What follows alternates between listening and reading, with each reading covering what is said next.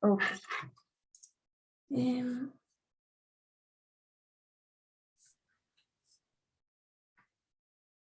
Entonces, la clase pasada vimos el método de Euler para aproximar la curva solución de un problema de valores iniciales, si no es posible obtenerla analíticamente. Entonces, lo que se hacía era aproximar con una curva poligonal a lo que realmente es la solución. Esa curva poligonal la vamos construyendo partiendo de la condición inicial y dibujando rectas con la pendiente según el campo de direcciones en ese punto inicial. A una cierta distancia llevamos esa recta a un cierto tamaño de paso. Eso nos lleva a otro punto en el plano donde vive la solución y en ese punto cambiamos la pendiente de una nueva recta. Esa nueva pendiente que vamos a usar va a ser la pendiente que indica el campo de direcciones en este punto. Entonces, a partir de esa pendiente construimos la recta de forma punto pendiente y lanzamos esa recta por cierta distancia, por el tamaño de paso con el que estamos trabajando y vamos a otro punto en el plano donde vive la solución. Ahora, en ese punto volvemos a cambiar la pendiente de acuerdo a lo que nos indica el campo de direcciones. Ese campo de direcciones, la función que lo describe es justamente lo que está del lado derecho de la ecuación diferencial, ¿no? Entonces, sustituimos ese punto al que llegamos en esa función f y esa va a ser nuestra nueva pendiente para construir el siguiente pedazo de recta. Y así, ¿no?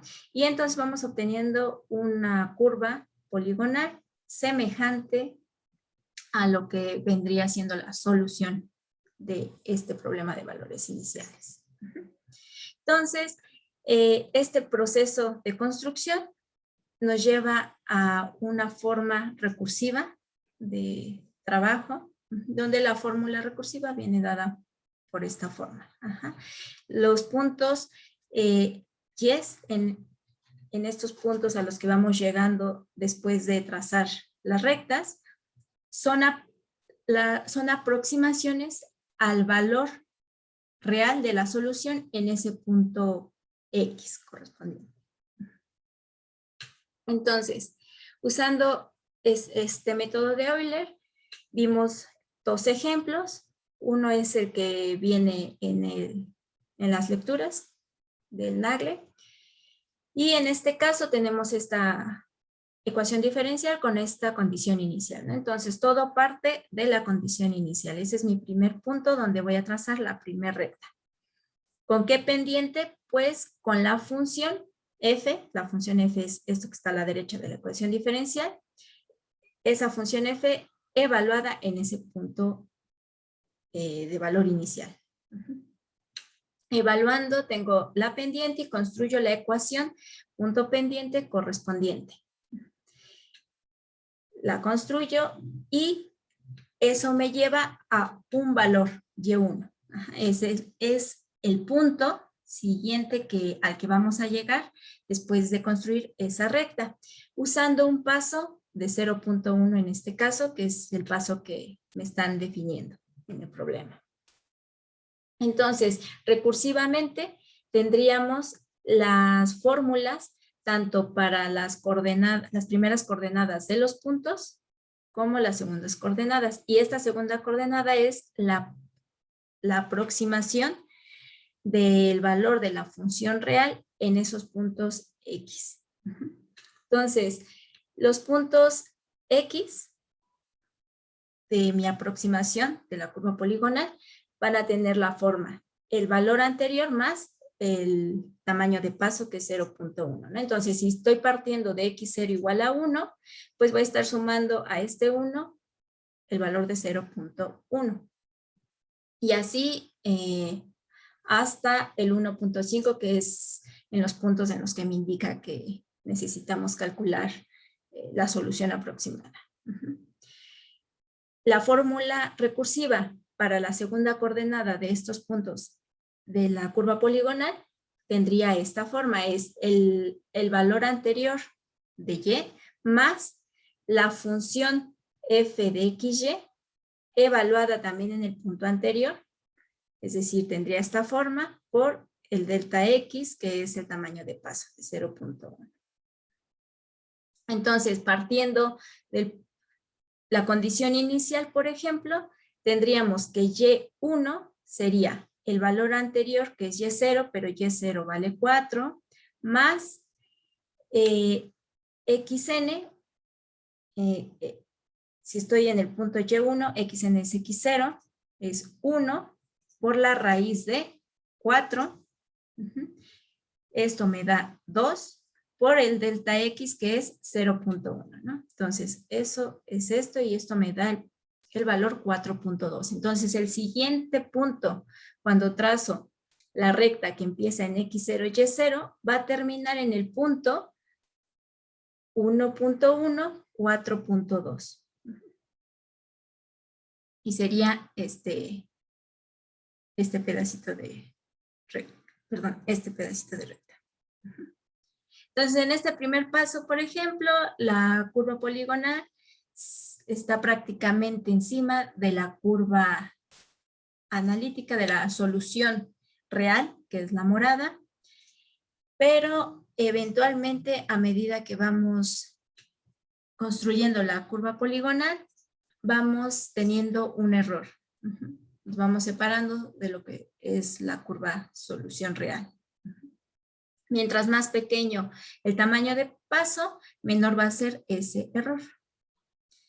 Entonces vimos este ejemplo y vimos también este ejemplo, que en este caso particular estamos tratando con una ecuación diferencial autónoma. Entonces, al ser autónoma, podemos también llevar a cabo un análisis cualitativo a través de la línea fase. Entonces, usando el método de Euler, tendríamos estos puntos si usamos un tamaño de paso de 0.1 y si el intervalo donde quiero aproximar con esa curva poligonal a la solución es de 0 a 1. Entonces, de 0 a 1 con este paso vamos a tener 10 puntos. Y estos serían los puntos X. Su fórmula recursiva tendría esta forma, el punto anterior más el tamaño de paso. Y la fórmula recursiva para las segundas coordenadas de estos puntos tendría esta forma. La coordenada y anterior más la pendiente en el punto anterior por el tamaño de paso. Esta función, de acuerdo a esta ecuación diferencial, sería 2yn menos 1. Entonces, llevando a cabo con esta fórmula los cálculos, obtendríamos estos valores para las segundas coordenadas de los puntos, que son estos puntos azules. Igualmente vemos que eventualmente, a medida que vamos avanzando en el cálculo, nos vamos separando de la curva.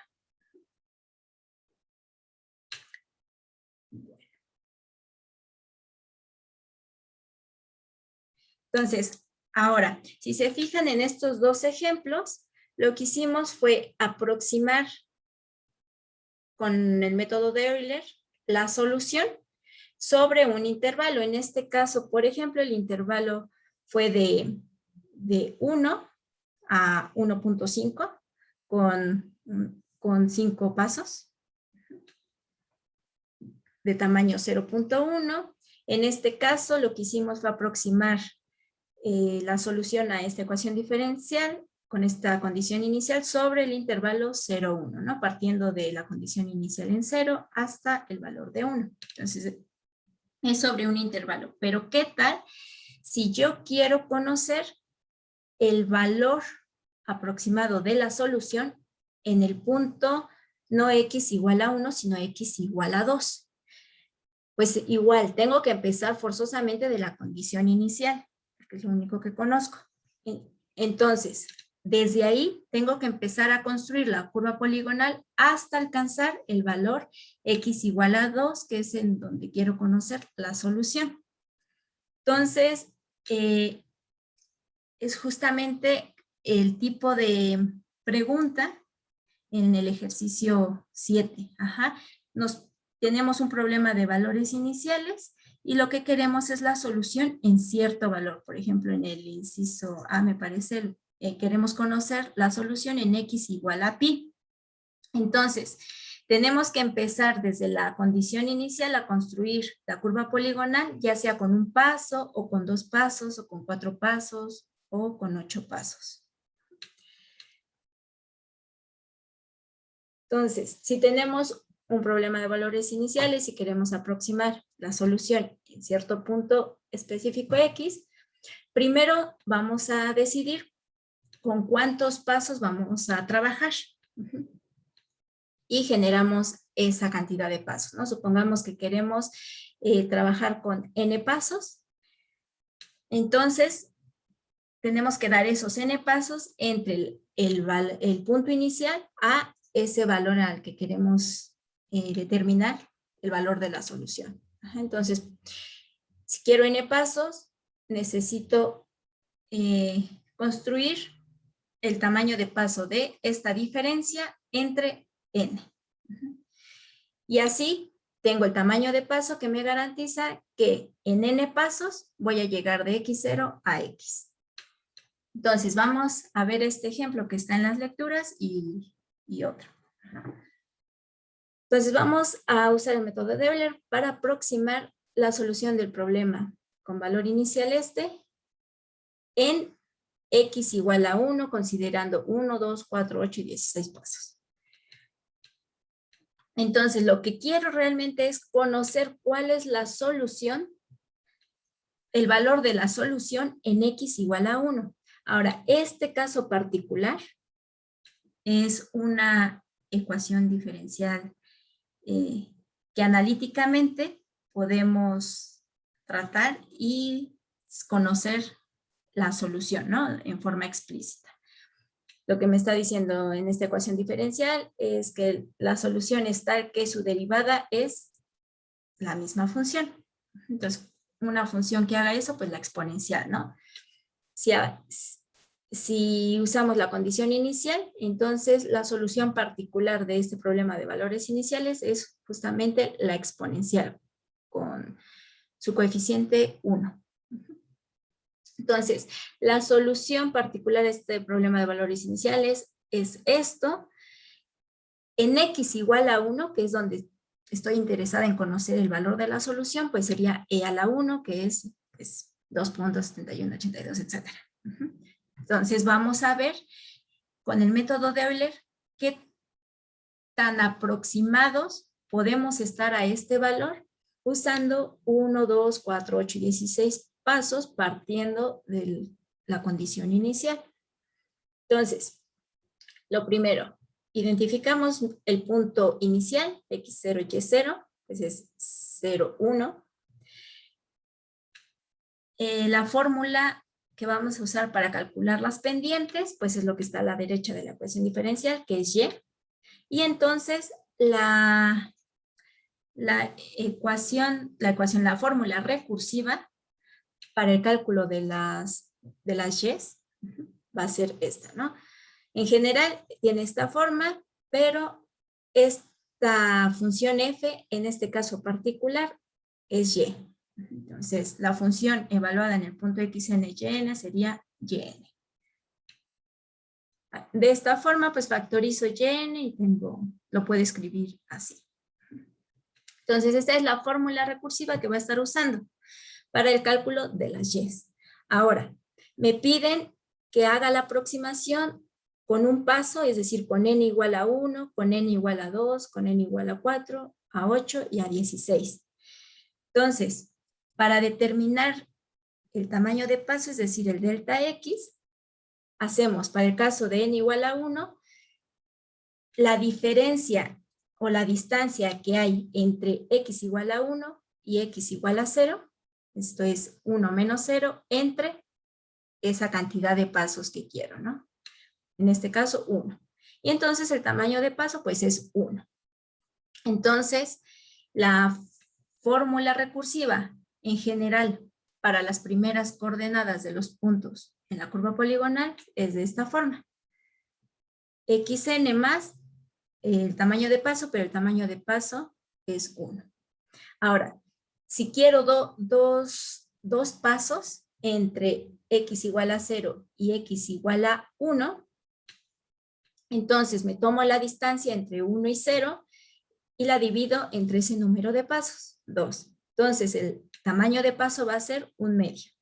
Con este tamaño de paso, la fórmula recursiva de las primeras coordenadas de los puntos va a ser xn más 1/2. Y en los siguientes, para hacer copy-paste, me equivoqué, este es 1/4.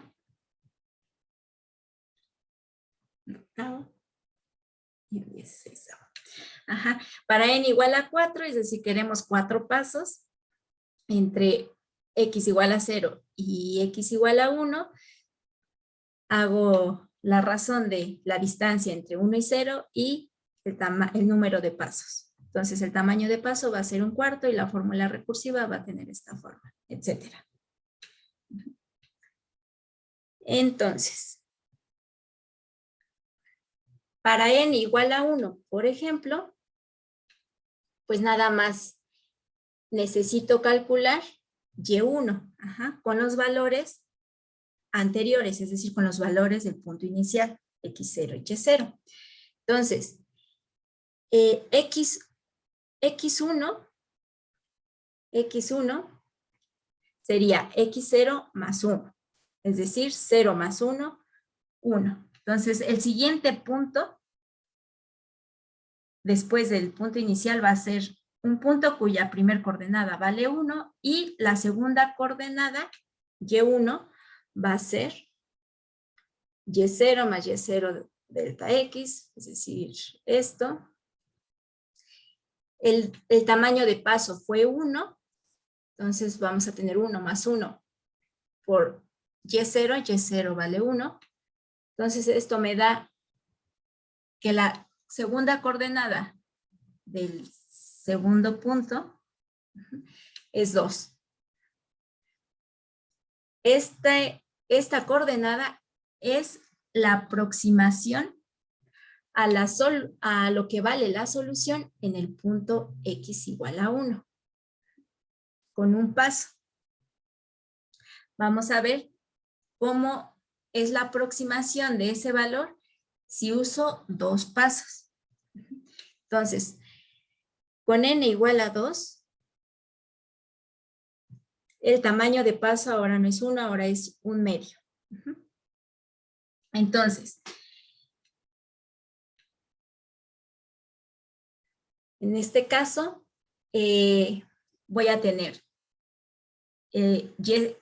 el punto x0, y0, el punto x1, y1 y el punto x2, y2. Entonces, para el punto x1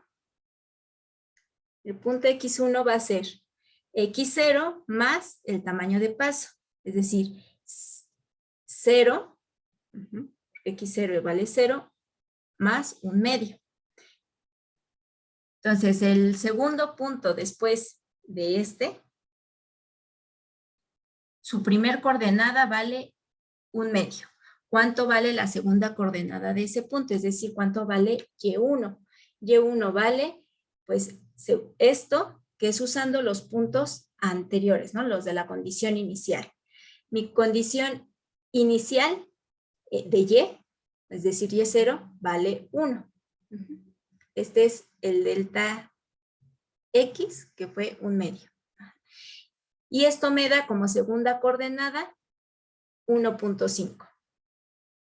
Ahora, el segundo paso es el que va a contener en la segunda coordenada la aproximación del valor de la solución en x igual a 1. Entonces, el segundo paso en x va a ser, en x, a ver, aquí lo pongo, x2 va a ser igual a x1 más el tamaño de paso.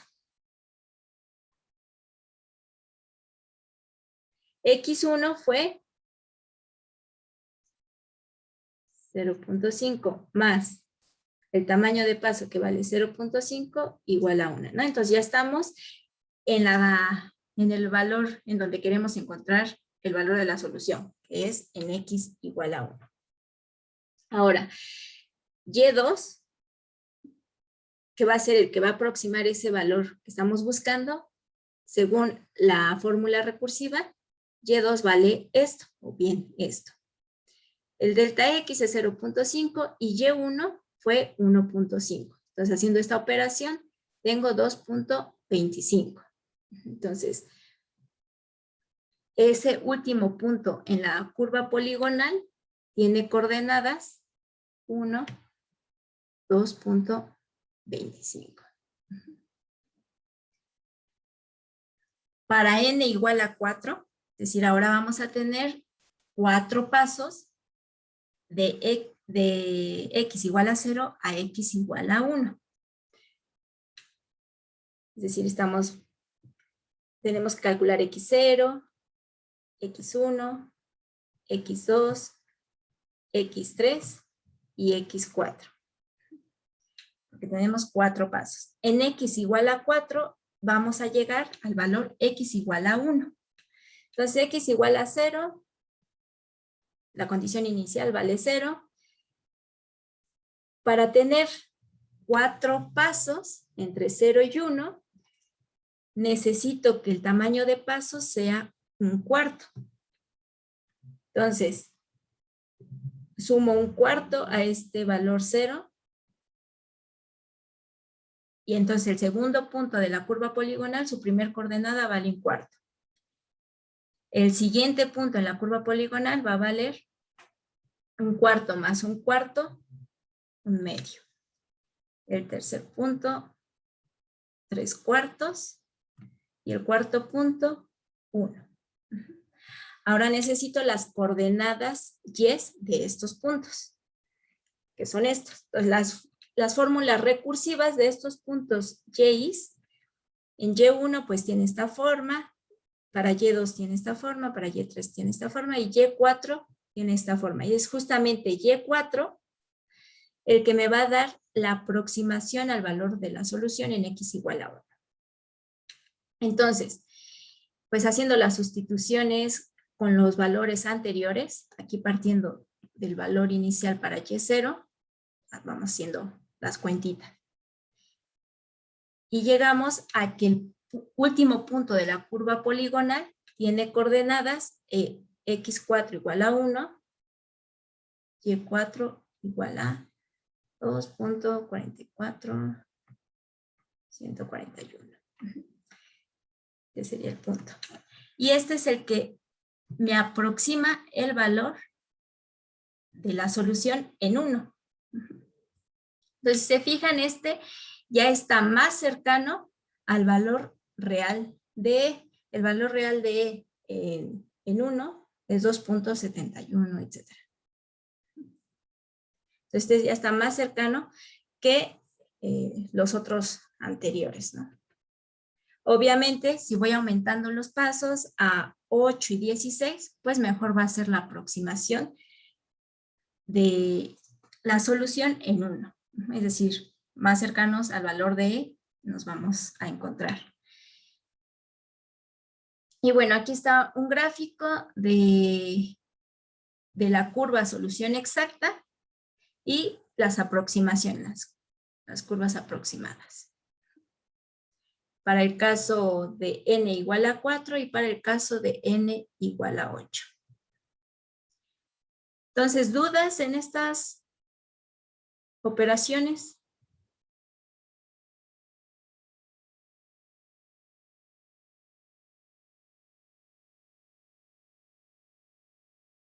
Ok, entonces en la tarea, si se fijan, ya les dan el problema de valores iniciales, es decir, ya tienen su condición inicial. A partir de ahí es donde tienen que comenzar a construir la curva poligonal. Y les dice en dónde quieren conocer el valor aproximado de la solución.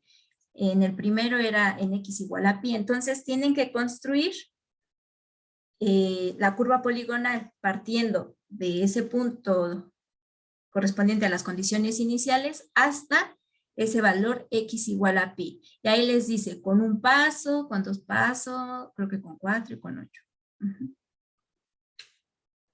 Es justamente hacer esto, ¿no? Ese último punto que calculen, la coordenada y es el valor aproximado al valor de la solución en ese punto. X igual a pi. Bueno.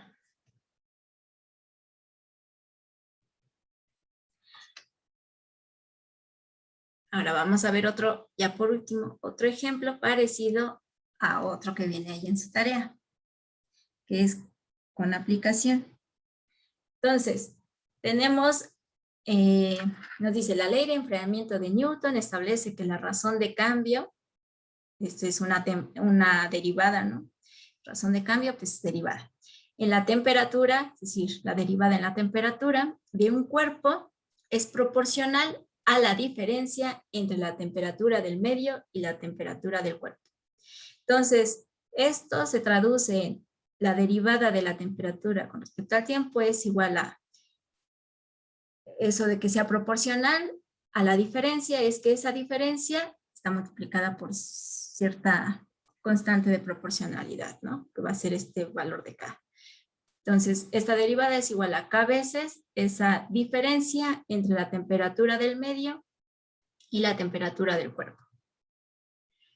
Y donde K es una constante, nos dice sea K igual a 1 y consideramos constante a la temperatura del medio. O sea, podría, a lo mejor un modelo más realista, tendríamos que esta temperatura del medio también cambia en el tiempo, pero bueno, para simplificar el asunto, consideramos que en cualquier momento siempre la temperatura del medio vale 70 grados Fahrenheit.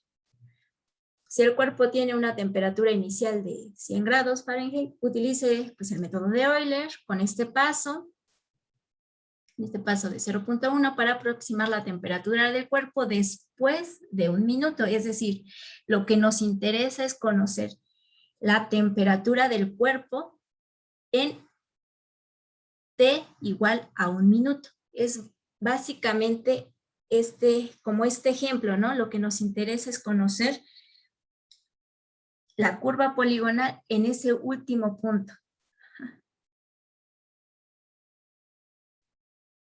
Entonces, el problema de valores iniciales, en este caso, pues es esta ecuación diferencial y la condición inicial es que el cuerpo en un inicio tiene la temperatura de 100 grados.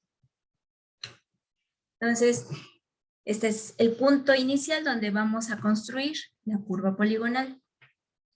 ¿Cuáles son mis fórmulas recursivas? Tanto para T como para T mayúscula, que es la temperatura. En el caso del tiempo, va a tener la forma T, n más 1 es igual a el tiempo anterior más el tamaño de paso. El tamaño de paso ya me dijeron cuál va a ser, 0.1. Okay. Y la fórmula recursiva para la temperatura es igual a la temperatura anterior más la función f en el tiempo y en la temperatura, que es lo que está a la derecha de la ecuación diferencial, evaluada en el punto anterior por el tamaño de paso. Esta fórmula evaluada en Tn, Tn, es esto, pero en la temperatura, pues es Tn, ¿no? Y ya para tener la forma explícita de esta forma recursiva. Entonces, para calcular T1, uso los valores iniciales. Entonces, la temperatura en 1, en el primer paso, después de dar el primer paso, es la temperatura inicial, que es 100, más 70 menos T0, pero T0 es 100, por el tamaño de paso, que es 0.1. Haciendo esta cuentita me da 97. Para el caso del tiempo, T1 sería T0, que vale 0, más 0.1. Por eso aquí tengo 0.1, ¿no? Entonces, el siguiente punto en la curva poligonal, después de la condición inicial, es el punto 0.197. Ahora, para T2, para calcular la temperatura en ese siguiente punto, uso los puntos en subíndice 1. Entonces, la temperatura 1 fue 97 más 70 menos T1, que fue 97 por el tamaño de paso, que es 0.1. Haciendo esta cuenta me da 94.3. En el caso de T2, en el tiempo, T2 es igual a T1. T1 fue 0.1 más 0.1, pues 0.2. Para T3 uso los valores T2. T2 fue 94.3 más 70 menos T2 por el tamaño de paso me da el valor de 91.87. En el tiempo T3 sería T2 más 0.1, pero T2 será 0.2 más 0.1, 0.3. Y así seguimos hasta que llegamos a T igual a 10, que en el tiempo sería T10 sería T9, era 0.9 más 0.1, 1, ¿no? Que es un minuto después de haber empezado, que es donde queremos conocer la temperatura. Entonces, T10 es el que va a aproximar el valor que estamos buscando. T10 es igual a el valor de la temperatura en T9, que fue 81 punto todo eso, más 70 menos ese valor por el tamaño de paso, haciendo toda esta cuenta, me da esto, ¿no? Entonces, un minuto después, el cuerpo tiene una temperatura aproximada de 80.46 grados.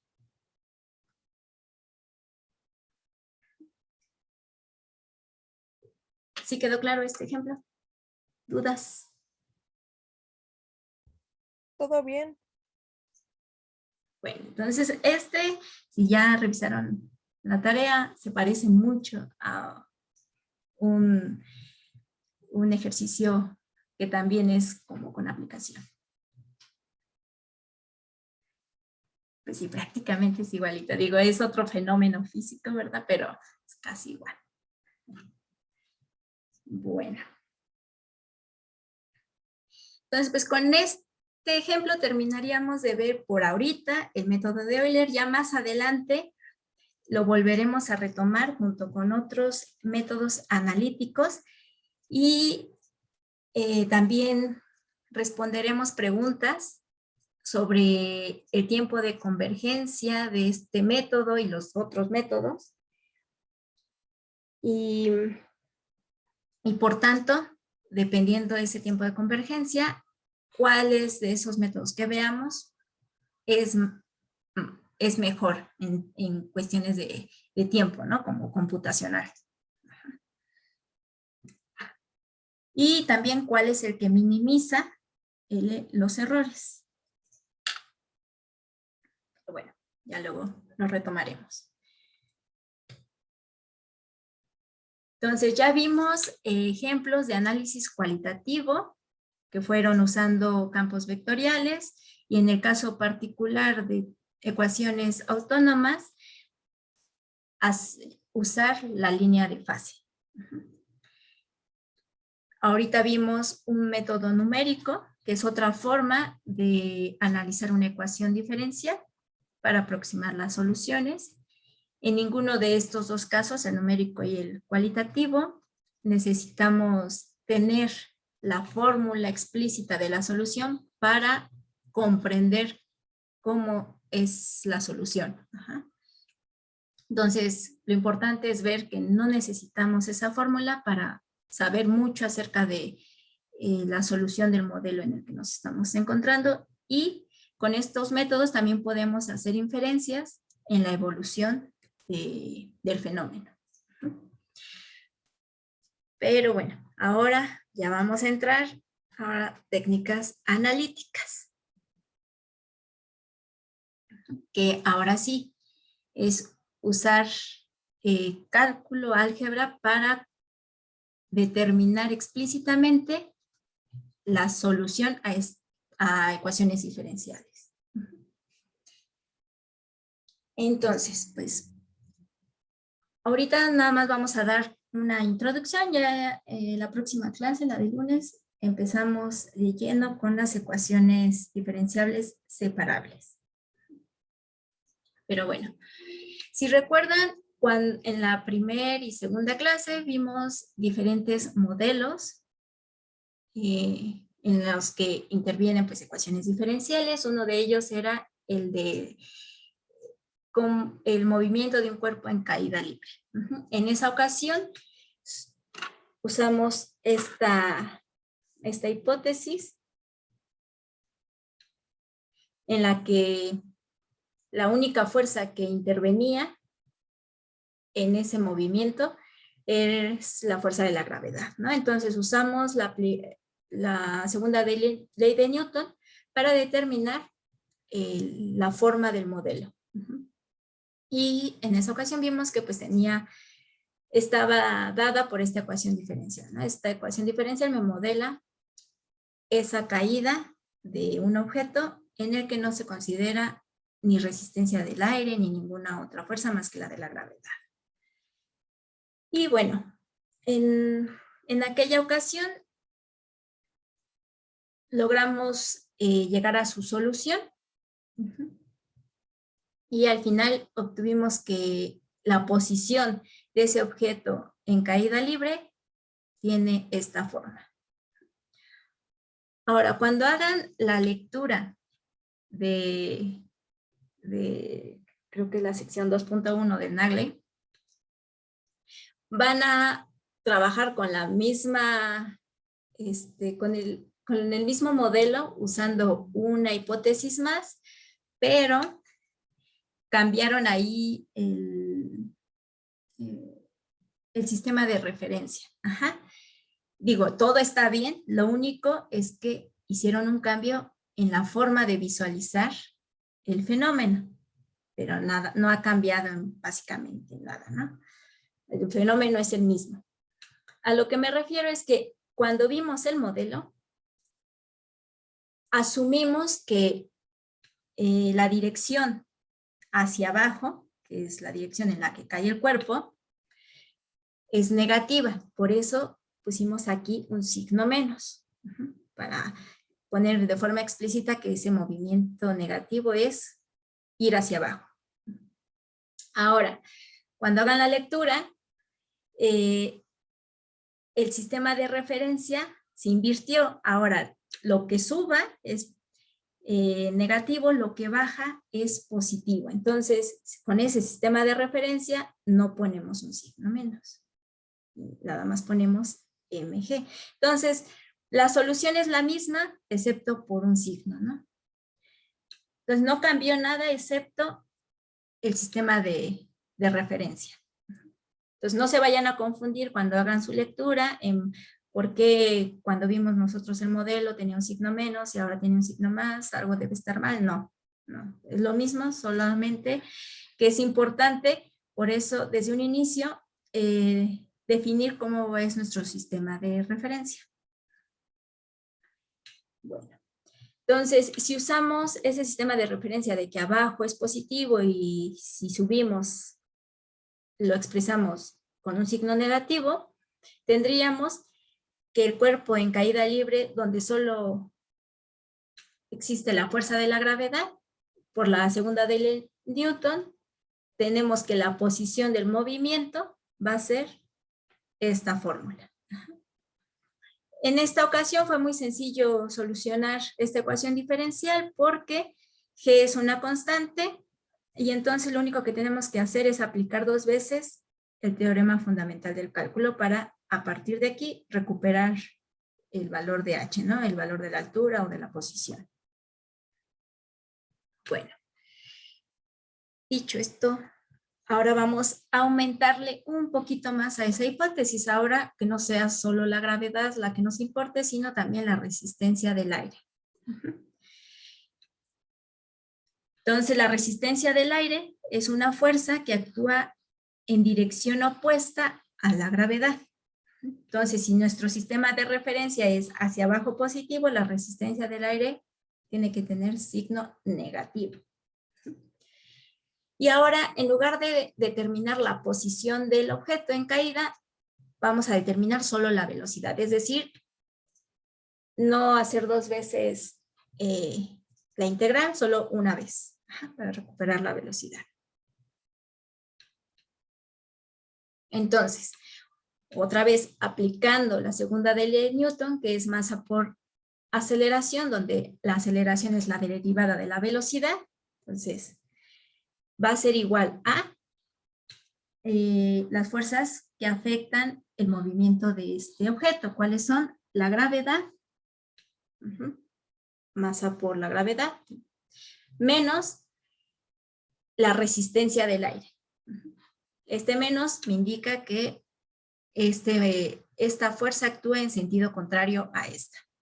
Donde este valor de B es una constante que depende de la densidad del aire, la forma del objeto y otras características del medio en el que está cayendo el objeto.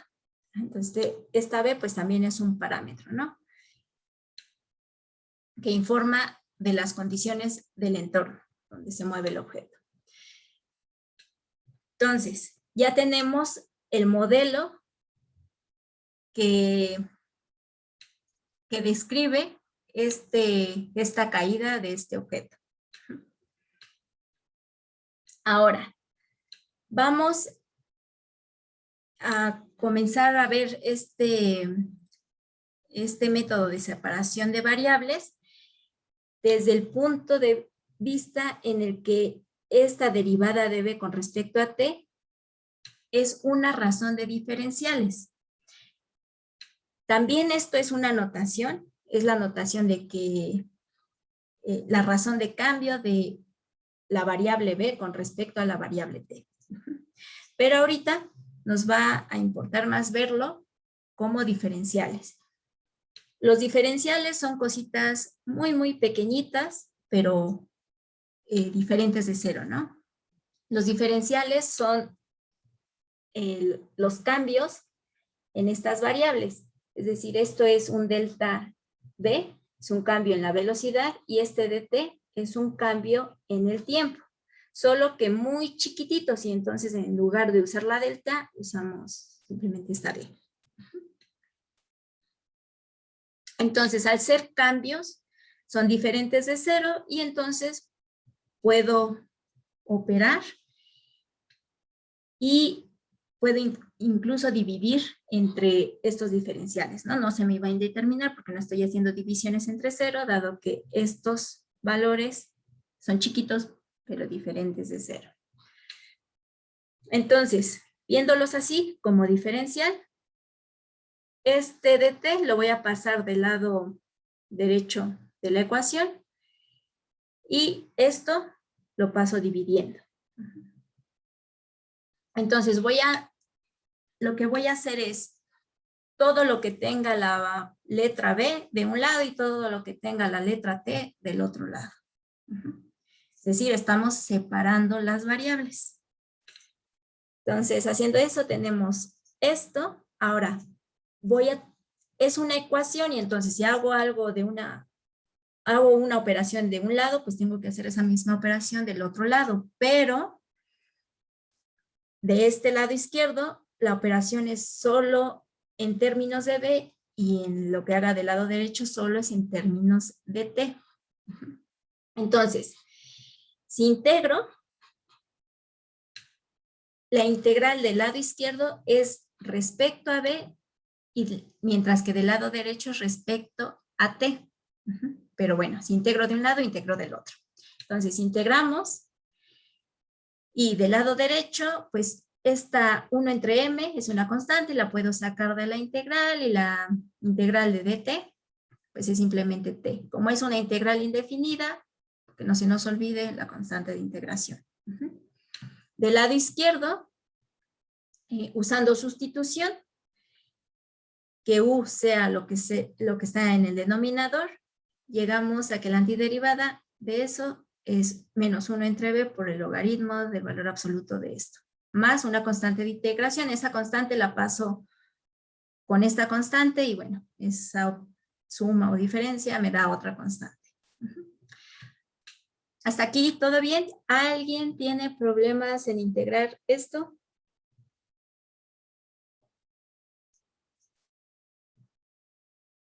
Vale, entonces es solo por sustitución, ¿no? Bueno, ahora, lo que yo quiero encontrar es la velocidad, ¿no? Entonces, de esta ecuación, pues lo que vamos a hacer es despejar b para ponerla en términos de t, en forma explícita.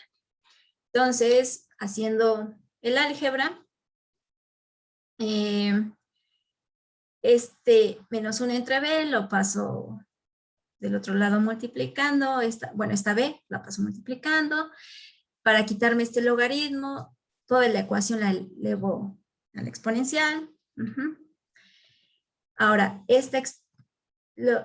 lo que tengo del lado derecho es la exponencial de menos b por c más menos b entre m. Ese exponente lo puedo separar en el producto de estas dos exponenciales. Y esta primera exponencial es una constante porque c, que es la constante de integración, es una constante y b, pues es una constante. Entonces todo esto es una constante, lo voy a llamar a. Ahora, esto que está del lado derecho al ser exponenciales, por ser exponenciales, son positivas. Entonces, si esto es igual a lo del lado izquierdo, esto del lado izquierdo también tiene que ser un valor positivo. Entonces, nos podemos quitar el valor absoluto. También lo podemos ver de la siguiente forma. Yo estoy asumiendo que el objeto está cayendo. Entonces, para que realmente caiga, la fuerza de la gravedad tiene que ser superior a la resistencia del aire. Entonces, esta diferencia tiene que ser positiva. Por tanto, me puedo quitar el valor absoluto. Entonces, me quito el valor absoluto y ahora sí ya despejamos B. Y llegamos a esta solución general. Si acá en la ecuación diferencial tengo una condición inicial, por ejemplo, B0 igual a B0, entonces podemos obtener una solución particular. Lo que hacemos es, por un lado sabemos que en t igual a 0 tenemos el valor B0, pero por otro lado tengo esta solución general. Entonces en B0 tendríamos m por g entre b y menos a entre b. Esta exponencial sería 1. Tendríamos b por 0 entre m, 0 y a la 0, 1. Nada más tendríamos esta diferencia. A partir de ahí, podemos tener el valor de esta constante a. O sea, el valor de esa constante a sería esto. Y así llegamos a la solución particular de este problema de valores iniciales de caída libre con cierta velocidad inicial. Entonces, en este modelo, para obtener analíticamente la solución, lo que aplicamos fue el método de separación de variables, que no es otra cosa que estas variables que intervienen en la ecuación diferencial, en la derivada, hacer eso, ¿no? Separarlas. Una de las variables la ponemos a la izquierda de la ecuación, la otra a la derecha, y las operamos como de forma independiente, porque una solo va a depender de, en este caso de t, y el otro lado solo depende de b, pero vamos operando simultáneamente. Si de un lado hacemos integración, pues del otro lado también. Y bueno, así básicamente es el método de separación de variables. Ahora, la próxima clase vamos a verlo un poquito más formal. Esto está bien, ¿no? O sea, verlo como que esta derivada es una razón de diferenciales y por eso podemos operar de esta forma. Pero matemáticamente hay otra forma de verlo un poquito más más rigurosa, ¿no? Más formal. Cuando esto lo vemos como notación. Entonces ahí tiene que entrar lo de la regla de la cadena y eso. Pero bueno, ya lo vemos la próxima clase y definimos correctamente el método de separación de variables. Ahora ya nada más para concluir. Si tenemos esta solución particular o la solución general, ¿qué me pueden decir del límite de la velocidad cuando t tiende a infinito? Es decir, eventualmente, ¿cómo es la velocidad?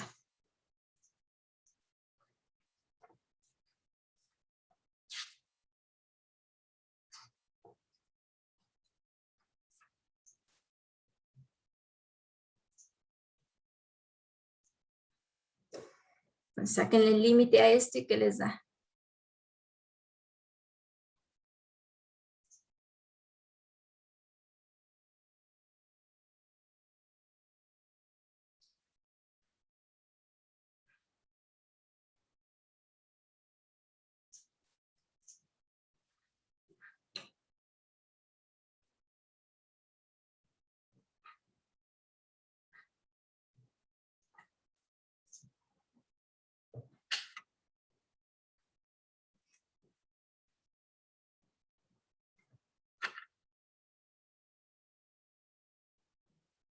No, nadie.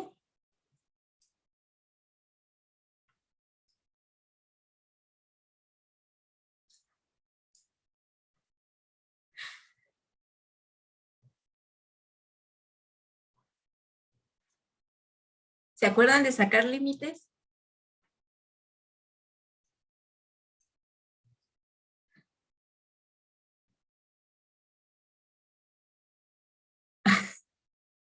Ok, bueno. A ver, si pongo el límite, cuando t tiende a infinito de b de t, es como poner límite cuando t tiende a infinito de todo esto. Por propiedades de los límites, eso lo puede escribir como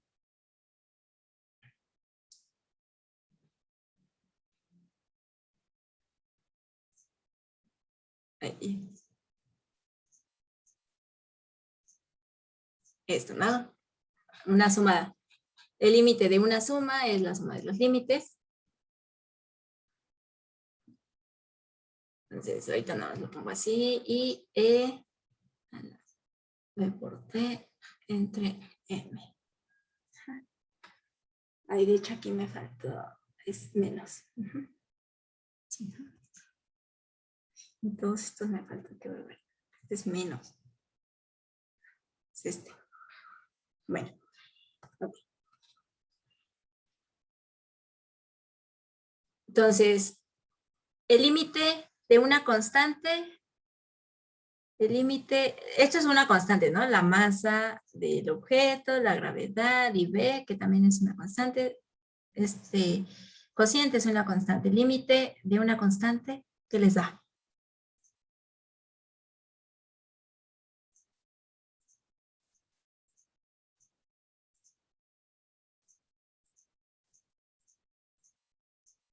No. La constante. Sí, la constante.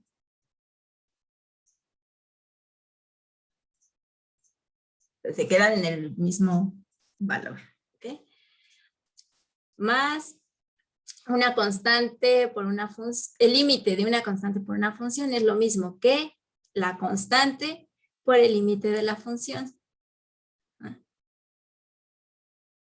Entonces, esto que está dentro de los paréntesis, pues también es una constante. Entonces, puedo verlo de esta manera. Entonces, esto es igual a m por g entre b más una constante por el límite de una exponencial negativa en el argumento. A ver. La constante e a la x, todos de acuerdo que se ve así, ¿no? O bueno, e a la t. ¿Sí? ¿Todos?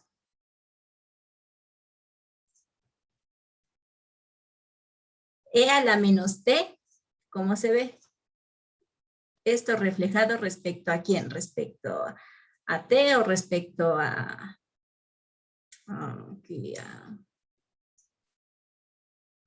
bueno, respecto al eje vertical, vamos a ponerle Y. ¿Respecto a cuál se refleja?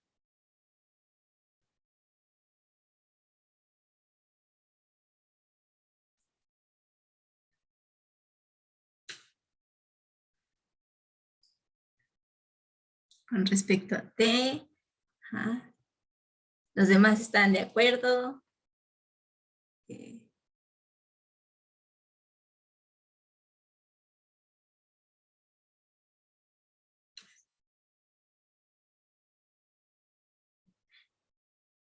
A ver.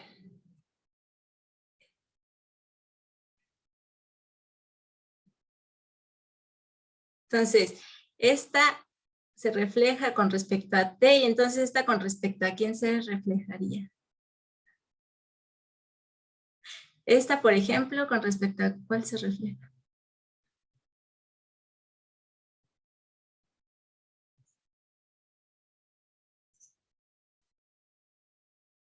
Ajá, esta es con respecto a T, es tener esta y a todos estos puntos su coordenada en Y, pues la hacemos negativa, eso es bajarnos acá, ¿no? Entonces tendríamos esto acá. Entonces, esta sería menos E a T. Si yo hago menos el argumento, eso es una reflexión respecto a Y. Entonces, sería E a la menos T. Entonces, viendo la gráfica, es casi igual a esto, solo que, bueno, aquí tenemos afectado esta T, este menos T por el B entre M, pero es casi lo mismo. Ajá. Esto B entre M lo único que hace es alargarlo, achicarla en un factor, pero nada más. Ajá. Pero tiene esta forma. Entonces, ¿qué me pueden decir del límite cuando T tiende a infinito? ¿A dónde va esta curva? A cero, ¿no? Ajá. Entonces, decir, el límite de la velocidad cuando T tiende a infinito, es decir, ¿cuál es la velocidad última que alcanza el cuerpo? Pues es esta constante, que no sé si alguna vez han escuchado de la velocidad cuando algo está cayendo, velocidad terminal. Entonces, debido a la resistencia del aire, el cuerpo no sigue aumentando su velocidad en el tiempo, ¿no? Llega a un límite, que es cuando esa fuerza de la gravedad es contrarrestada por la resistencia del aire. Entonces, la velocidad de este cuerpo final es la velocidad terminal y tiene valor mg por b. Ahora, algo más. Ya. Si se fijan en la forma de la ecuación diferencial,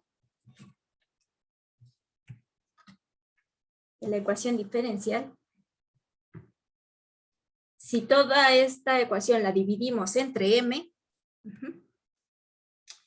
tenemos dB en dt igual a g menos d entre m por b. Lo único que hice fue dividir todo entre m. Entonces, esta ecuación diferencial es o no autónoma.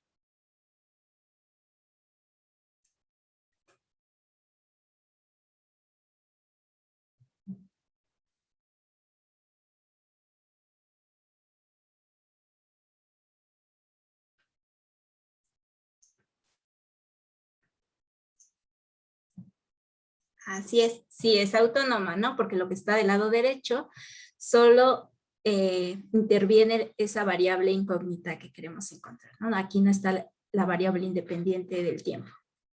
Entonces podemos hacer un análisis cualitativo usando la línea fase. Entonces, para empezar, vamos a ver rápido cuáles son sus puntos de equilibrio. Entonces, ¿cuáles serían los puntos de equilibrio?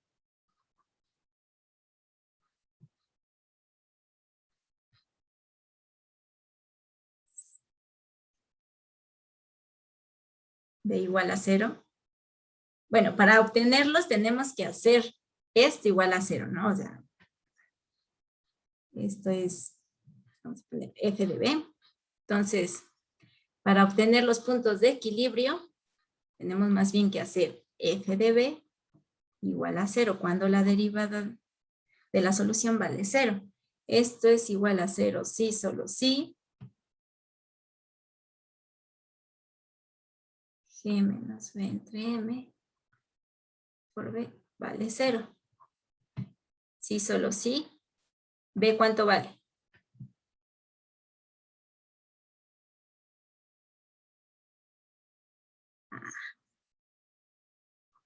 Y nada más, ¿no? O sea, nada más tenemos un punto de equilibrio que es justamente la velocidad terminal.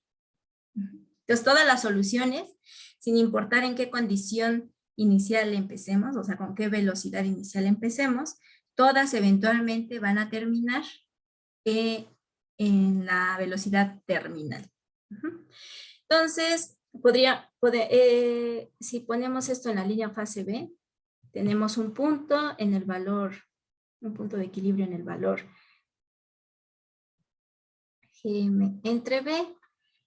Hay que ver cómo es el signo de esta derivada o de esta función acá y cómo es acá.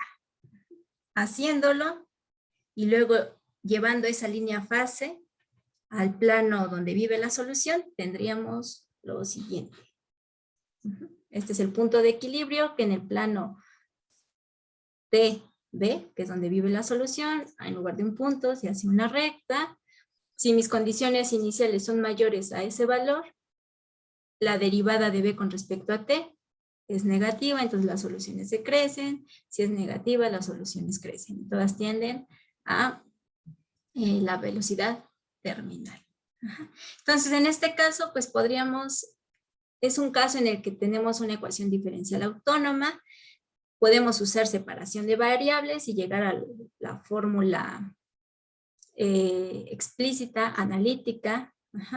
Pero podemos seguir haciendo análisis cualitativos para comprender más acerca de la función.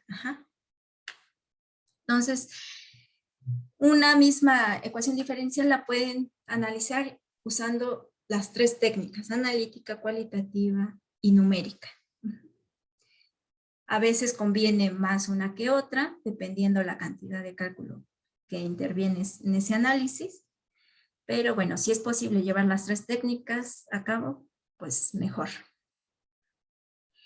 Bueno, chicos, pues con esto terminaríamos hoy y ya la próxima clase empezamos a ver métodos analíticos.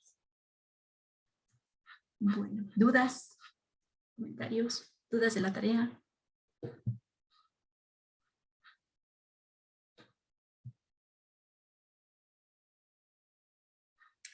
Bueno, si no tienen dudas, pues aquí le dejamos y nos vemos el lunes.